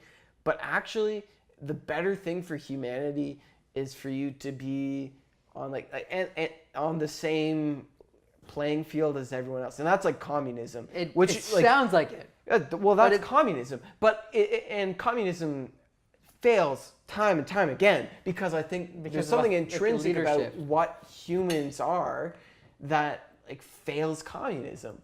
Like I haven't. Well, So maybe I haven't read enough about like theories, like political theories. Like I'm not my undergrad's computer science. We didn't talk about politics or theories. Like I don't talk about it that much. I think it's a more failure. in law school, but anyway. So no, it's a theory. I feel like it's a failure of university where like you're actually not getting that like broader sense. Regardless, anyways, go on. You had a good rant. Well, so I just feel like it's hard to like convince a culture that has been successful in like keeping me and mine wealthy that me and mine is global. Like how do you say like humans aren't wired that way. Like if you believe in evolution or believe that like there is more to like, and yeah, like we talked about me being religious. So I think I have like a bit of a you know, coming together of that perspective of like where like there's something bigger than us, but there's also like evolution is like a pretty smart theory and there's a lot of evidence. And anyway, good. I don't think Just you like thank I don't think you need to be like, to say oh, that, God is the only thing and therefore we've only been around on Earth for 5,000 years. Like I don't know if I believe that. I don't believe that. Thank you for the clarification because like I would have been concerned if you... No, yeah. So, but like, how do you convince humanity that things are bigger than themselves, your neighborhood, or bigger than your church, or bigger than your YouTube community? How do you convince that like everyone to be like I don't know if big organizations work. I don't know if big government works. Like, would it really be great if there was one government that ruled the entire globe? Like, would that be a good thing or a bad thing? I'm skeptical. I am skeptical of that being a good thing. See, this is the thing. I think we just need time. I think right now, like, I think it should go to that way. I think we're just like in this awkward middle step of everything kind of coalescing. So what do you think the values that humanity or cultures should have that will ensure that we get to the, like, if you think a one world government is a good thing, that gets to the one world government? I think it's just the fact that like we need more time in the multicultural world. Right. That's it. It's just the fact that like we need to see a bunch of countries be as diversified as we are getting in like some countries in the West. Right. And that's going to be it. Like we're going to find like one kind of system of government that works more or less for everyone. But so who gets to decide? You're talking about like who is like the autocrat of the system? Like who is the leader? And I think that right now it seems like it's an impossible task to get to. I honestly I don't think there will ever be a peaceful one world government. I think there will be. Unless we like blow ourselves up before that. I don't see there's gonna be humanity being able to like to govern itself. Well, no, to let someone else govern them. Let an other govern, like quote unquote other govern. We already have that though. Think about like the countries that we already have. Right. We have another dictating like the bigger spectrum. Right, but people aren't okay with that, and there's a lot of value placed in people like doing what they think is right. people are always saying like, hey, you gotta do what you think is right, and that's what life's about. But like, so what if what you think is right, everyone else thinks is wrong? Like, what do you do then? Yeah, I think it's also like we're just at a weird time in human timeline, where the fact that, think about it, 100 years ago, we did not have the instant communication we have with the entire globe. Right. I think, yeah, that's like a huge game changer. That's like globalization is it's here. Entirely changing human nature, and humans cannot catch up as quickly as technology changes. At all. Give it 2 generations. So like 50 years. It's going to be a vastly different world. Oh yeah. Well, and I'm tempted to say, yeah, that's what people 100 years ago were saying. In 50 years, is vastly different world. I recognize that, Moore's law, everything is fast, like is 2 timesing every. It's insane because like the fact that, okay, like if someone from 100 years ago saw our world, they would be like, this is all magic. Right. Where like if someone from say like 1,000 years ago saw the world from 600 years ago, they'd be like, this is different. I think you're referencing the same article that I read. Probably. I don't know where it is. Regardless, what it is. It's the idea that the advancement of human ideation and technology gets faster every year. Exactly. Right. And like it's going to be a point where like we're starting, like globalization was the biggest shift.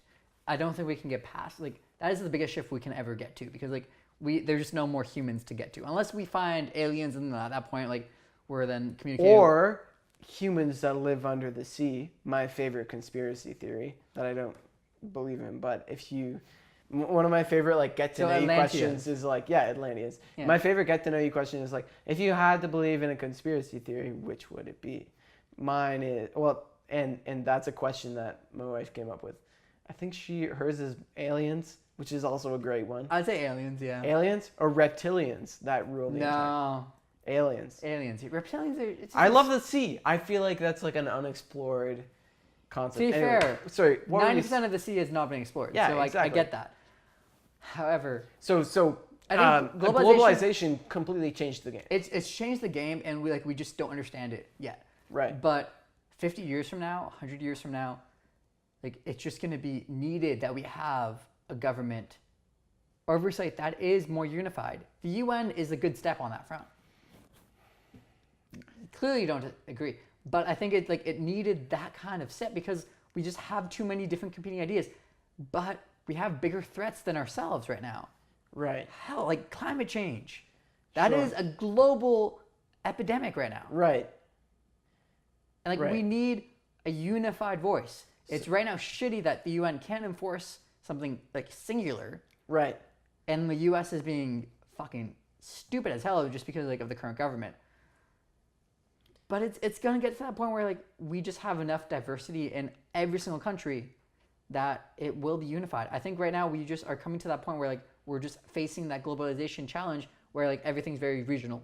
That's it. Well, I feel like I don't know if humans are ever going to get past that regional challenge because we will. Well, no, because I think humans are very much you get developed in a community. Yep. And you see what's wrong in that community, you want to fight for that community. Or you're like, hey, there are not enough parks in my city, I'm going to fight for that. Or what is directly around you directly affects you. Mm-hmm. That is, I think, what humans are mostly as what I was going to say is that's what humans are mostly affected by. Mm-hmm. What is directly around them. Yep.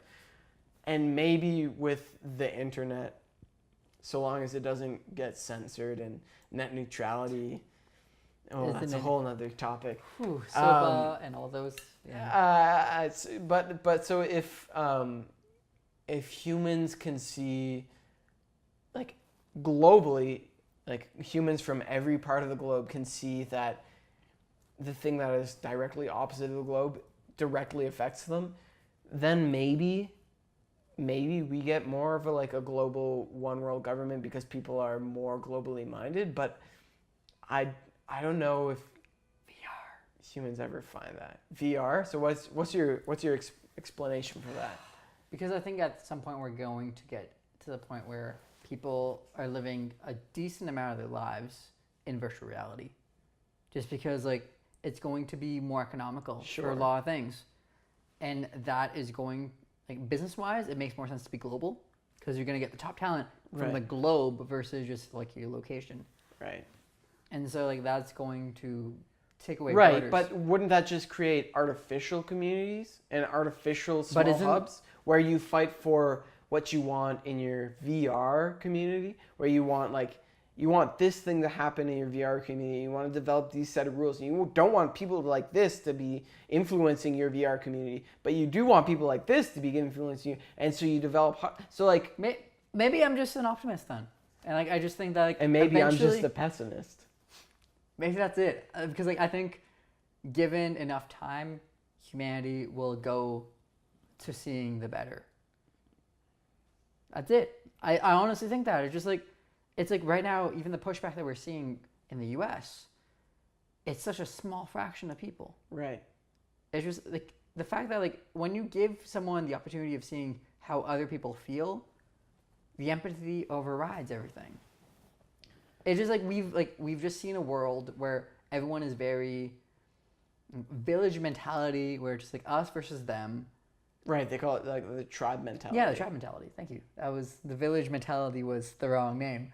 But like tribalism, I think is just going to be broken apart at some point, because we're gonna be able to see the fact that like everyone is part of our tribe. I hope so, at least.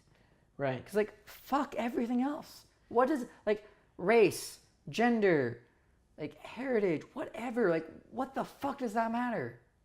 Right.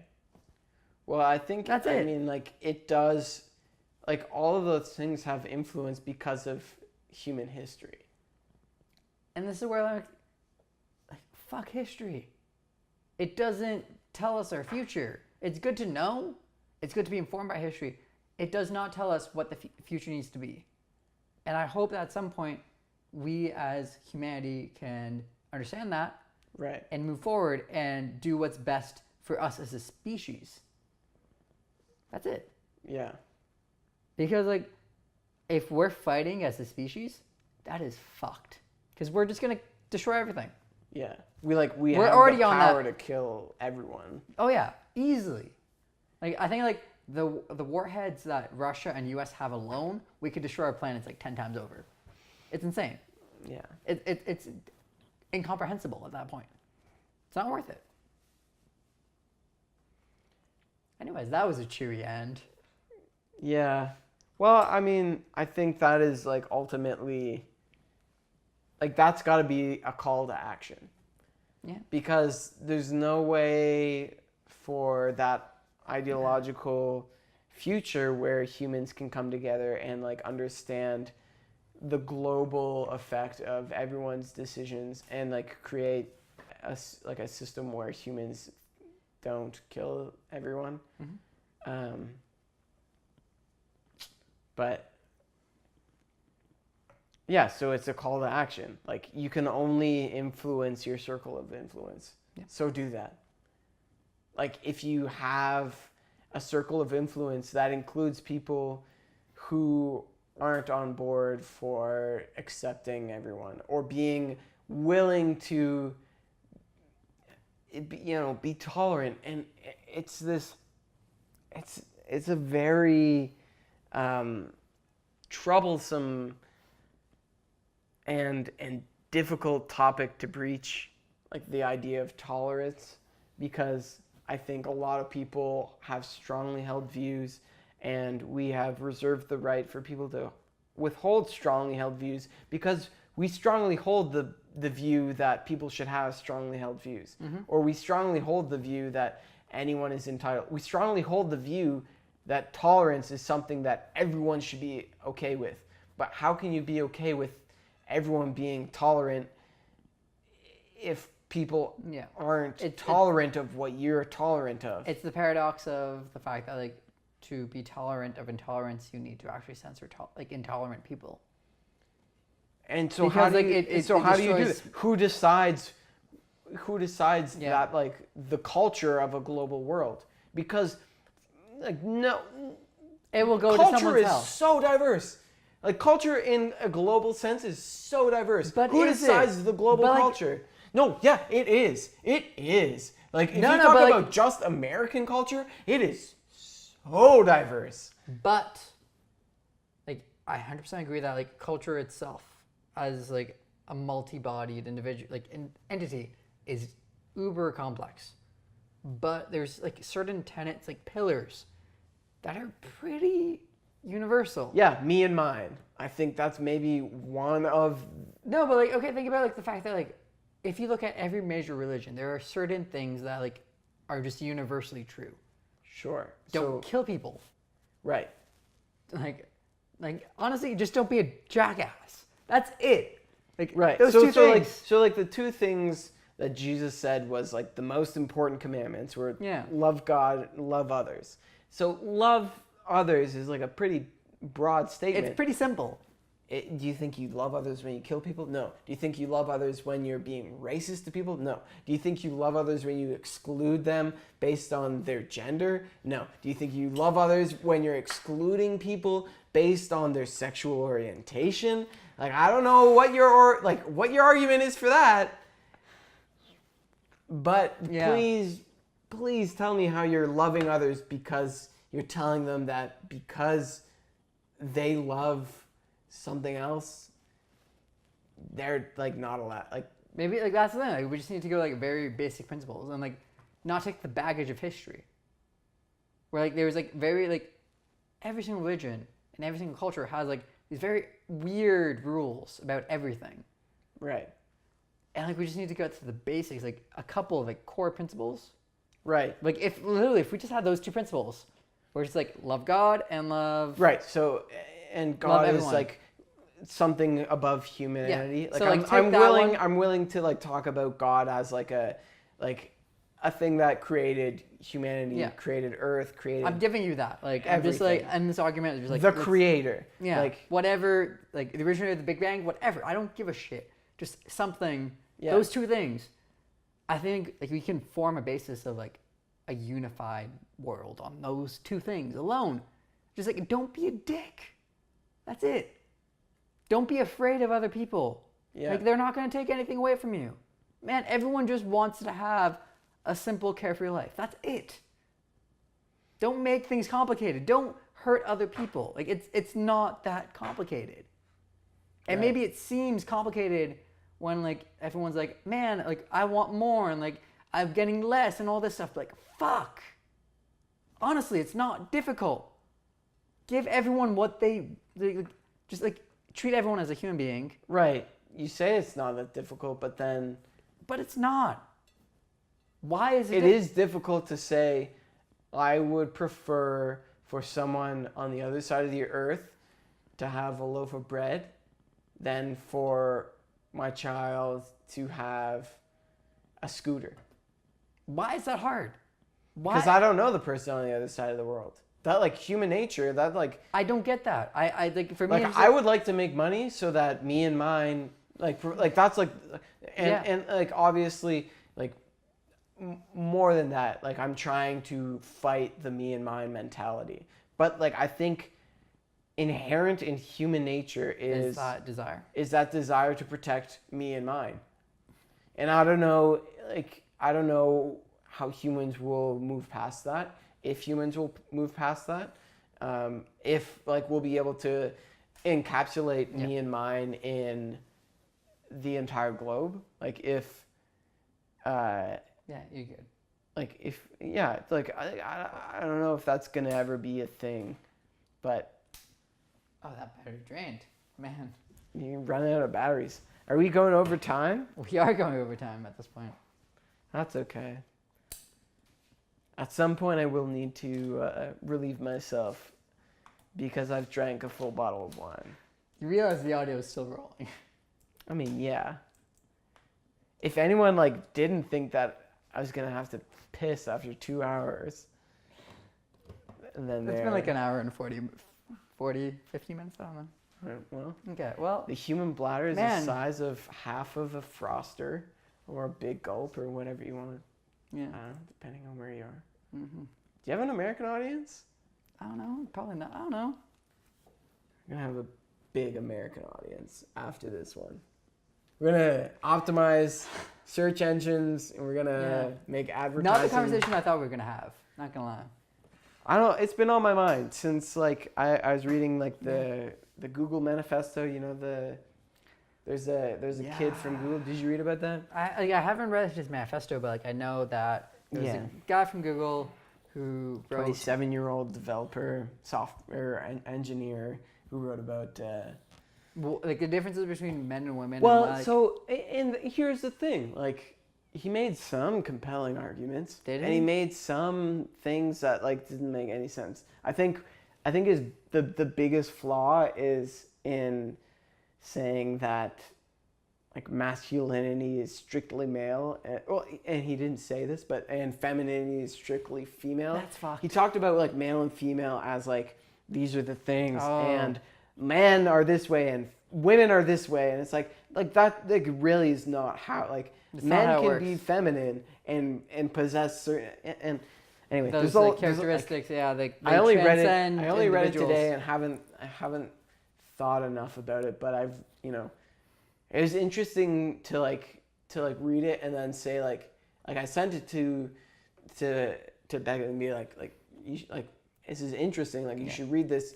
It's cool that you have that go-to person. And yeah, It's nice. like read this. I wish for that, Read the Guardian's article and read the National's article and like have both sides. Yeah, no, it's incredibly like I talk about me and mine mentality that I think is intrinsic in human nature. Like, yeah, having like someone who you're like partnered with. You stay ground, like.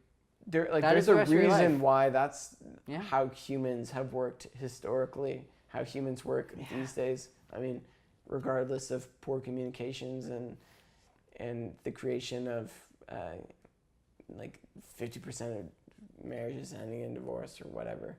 Is it 49? Is it more? I don't know statistics, man.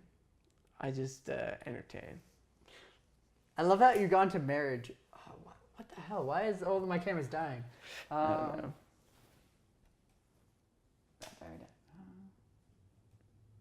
Oh, that's the card. It's full. The card is full. Yeah. We're running out. Well, that's 64 gigs. 64 gigs of content. Yeah. That's more content than I've ever created in my life. That's probably not true. In terms of recorded content, yes. I've written, but text doesn't fill up that many gigabytes, and music doesn't fill up that many gigabytes. If you're like recording at 320 or exporting at 320 at least. I don't know. No, yeah, I think being able to have like a partner and having close relationships, and whether that is like your inner circle or it is someone that you are like dedicated to doing life together with, where you sort of like, you do go from being like an individual to being like a partnership where like everything in life is revolving around, instead of like it revolving on you just make decisions yourself. More than one person. Yeah, it's like it's a partnership. Yeah. And that involves a lot of difficult communication or like new ways of communicating. Like you gotta figure out how, like, okay, before I just made decisions because I thought about things and I did them, but now like there's a whole nother entity that is like an equal part of making a decision. Like you gotta like be able to communicate in a whole new way, which is like a really interesting experience, and it's been great. Like difficult, incredibly difficult, because it's so easy to be like to fail the other person, or to be failed by the other person and just and feel shit. It's not like an easy thing. Yeah. But it's very rewarding. Yeah. Like having that person is, I think, worth fighting for. That's our show. This week we were produced and edited by me. Our theme song is by Ashmeta. Our logo by Isabel Lee. Special thanks to Gavin. Follow him on Twitter at Gavin Leber or at Instagram at birdog, all one word. And if you've enjoyed this episode and want to hear more, definitely subscribe on YouTube or on the iTunes podcasting app. And again, I'm George Popi. Till next week, have a good one.